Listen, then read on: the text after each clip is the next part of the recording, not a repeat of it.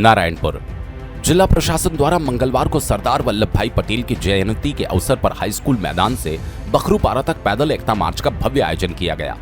कार्यक्रम की शुरुआत भारत माता, छत्तीसगढ़ महतारी एवं सरदार वल्लभ भाई पटेल के छायाचित्र की पूजा अर्चना के साथ किया गया।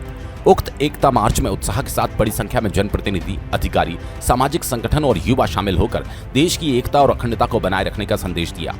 वन मंत्री केदार कश्यप ने कार्यक्रम को संबोधित करते हुए कहा, सरदार पटेल द्वारा 562 रियासतों को जोड़कर राष्ट्र निर्माण करने का कार्य विश्व इतिहास में एक अद्वितीय उपलब्धि है।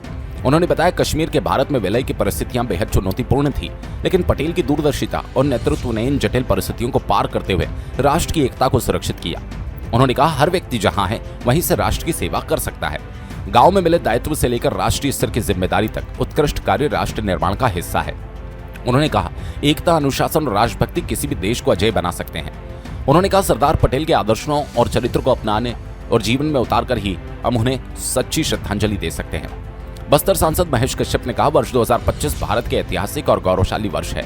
ये वर्ष 3 महान व्यक्तित्वों सरदार वल्लभ भाई पटेल, भगवान बिरसा मुंडा और राष्ट्रीय गान वंदे मातरम की 150वीं जयंती का प्रतीक है। साथ ही छत्तीसगढ़ राज्य के गठन को 25 वर्ष पूर्ण होने पर यह वर्ष रजत जयंती के रूप में भी विशेष महत्व रखता है। उन्होंने कहा, सरदार पटेल के अधूरे सपने एक भारत एक विधान को प्रधानमंत्री नरेंद्र मोदी के नेतृत्व में अनुच्छेद 370 हटने के बाद साकार किया गया। आज देश आतंकवाद, अलगाववाद, नक्सलवाद को समाप्त कर 2047 के विकसित भारत के लक्ष्य की तरफ तेजी से बढ़ रहा है। और सरदार वल्लभ भाई पटेल जो 562 रियासतों को बना के ये तो भारत माँ का रूप हमको दिया था, जिस भारत माता का हम सब नारा लगाते हैं, लेकिन 79 वर्ष के बाद भी हमारी भारत माता के कोख में, भारत माता के गर्व में कहीं आतंकवाद, कहीं अलगाववाद, कहीं नक्सलवाद के कारण आज भी वो भारत माता कहराती रहती है।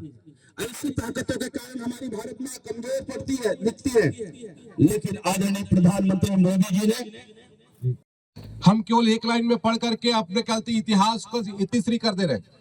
इसके कारण से कहीं ना कहीं से हम उन बातों को आज भूल करके हम आने वाले पीढ़ी को हम उस तरीके से ट्रीट कर रहे हैं। क्योंकि अभी हम लोग आते आते बात कर रहे थे, अभी हमारा ये जो जनरेशन है, अभी क्या जेनजी क्या जनरेशन है, जेनजी है ना, तो जेनजी जनरेशन ठीक है, लेकिन लेंदी जनरेशन मत हो भाई, समझ रहे हो।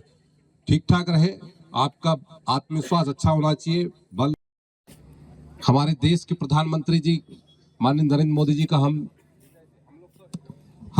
हम तो वो समय देख रहे हैं, हम लोग, आप लोग तो समय देख रहे हैं, हम लोगों ने वो भी देखा जब हमारे बहुत सारे बड़े लोग हैं जिन लोगों ने इन सब के लिए संघर्ष करते हुए देखा। भगवान राम का मंदिर हो, चाहे वो कहते हैं कश्मीर का मामला हो, कई लोग कहते थे कि तारीख कब बताएगा, आज तारीख मिल गई है। तारीख के बाद 22 जनवरी को जब कहते हैं 2023 को, जब 2024 को जब भगवान राम का मंदिर बन गया, तब कहते हैं वो तारीख मिल गया था।